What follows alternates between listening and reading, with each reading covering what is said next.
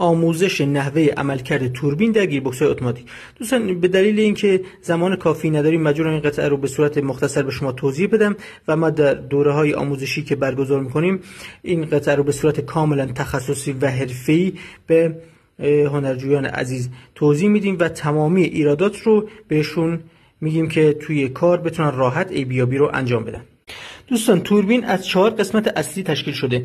قسمت اول پمپ یا ایمپلر هستش، قسمت دوم استاتور یا راکتور، قسمت سوم توربین و قسمت چهارم کلاج لاکاپ هستش. زمانی که روغن وارد تورک کانورتور میشه توسط پره‌های پمپ به گردش در میاد و به طرف توربین فرستاده میشه. زمانی که روغن به طرف توربین فرستاده میشه به پره‌های توربین برخورد میکنه و باعث گردش توربین میشه و توربین از طریق هزارخواری به شافت ورودی گیربکس متصل هستش و باعث میشه که نیرو به داخل گیربکس منتقل بشه. اینجا کار استاتور اینه که روغنی که به طرف توربین فرستاده شده رو انعکاس بده و مجدد به طرف پمپ بفرسته و این باعث میشه که عملیات کوپلینگ داخل تورک کانورتور صورت بگیره و سرعت خودرو تا 70 کیلومتر بر ساعت افزایش پیدا کنه و بعد از این کلاج لاکاپ فعال میشه. کلاج لاکاپ زمانی که فعال بشه مستقیم نیرو رو به توربین منتقل میکنه و باعث میشه که سرعت خودرو از 70 کیلومتر بر ساعت تا